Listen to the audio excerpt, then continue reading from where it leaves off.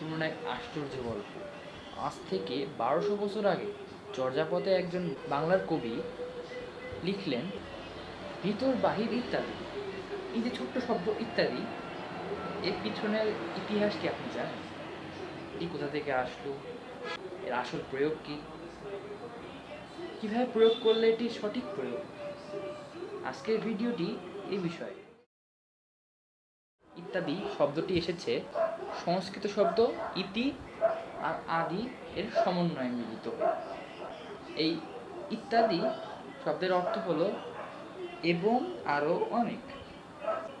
যেমন আমরা ইংরেজিতে ব্যবহার করে থাকি, there are so many nouns like girl, cow, boy, toy, etcetera. এই এটসেট্রা এর বদলে আমরা লিখতে পারি অ্যান্ড সো অন। এই যে অ্যান্ড সো অন, এটা অর্থ কি আপনি জানেন? এবং আরও অনেক। এবং আরও অনেক চেনা যায়? মনে পড়ে কিছু?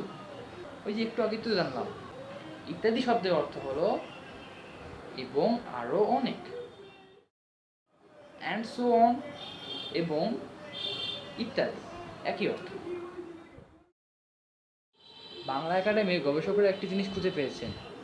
রবীন্দ্রনাথ ঠাকুর, যিনি হলেন আমাদের এশিয়ার একজন বিশ্বকবি, তিনি 1920 সালে একটি চিঠিতে লিখেছিলেন, শান্তিনিকেতনে রয়েছে গাছ, পাখি ইত্যাদি, কিন্তু তিনি লিখতে ভুলে গিয়েছিলেন নদীর কথা। সুতরাং এখানে প্রমাণ পায় যে মানুষ মাত্রই ভুল। তুমি যতই প্র্যাকটিস করো না কেন, সামান্য একটু ভুল হবেই।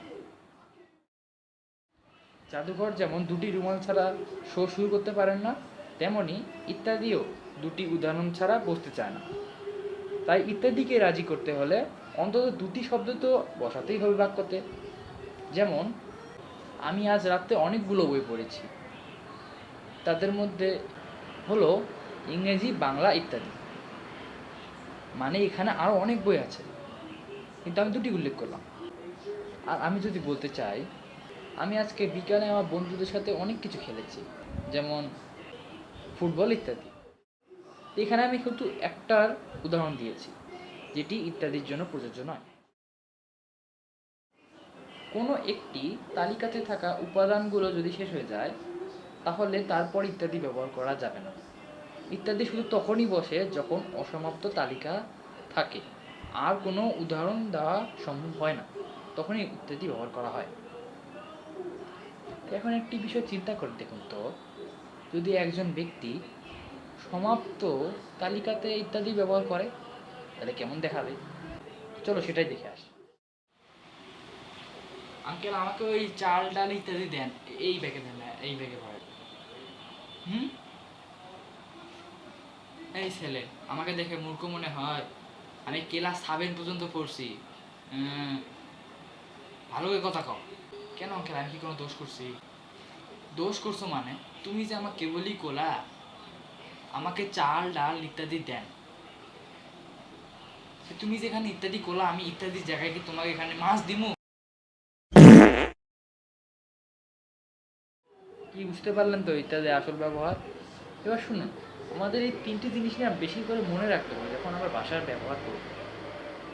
প্রথমটি হলো, আমরা যদি ভাষাটি শুদ্ধভাবে উচ্চারণ করি, তাহলে এটি আমাদের পূর্বপুরুষের প্রতি সম্মান বোঝায়। আর দ্বিতীয়টি হলো, আপনারা যে বাংলায় কথা বলেন, এই বাংলার প্রতিটা শব্দে বাংলার হাজার বছরের ঐতিহ্য লুকিয়ে থাকে। আর 3 নাম্বারটি হলো, ভাষার সঠিক ব্যবহার জানা অত্যন্ত গুরুত্বপূর্ণ, যাতে আমাদের পূর্বপুরুষদের ঐতিহ্য রক্ষা করা যায়। আর একটা কথা, আমি যে আজকে বুঝাইলাম ইত্যাদির সঠিক ব্যবহার, ইত্যাদি যেন পরের বার ভুল না হয়। আর আপনাদের যদি ইত্যাদি সম্পর্কে আরও কোনো প্রশ্ন থাকে, তাহলে কমেন্টে জানাতে পারবেন। ধন্যবাদ সবাইকে।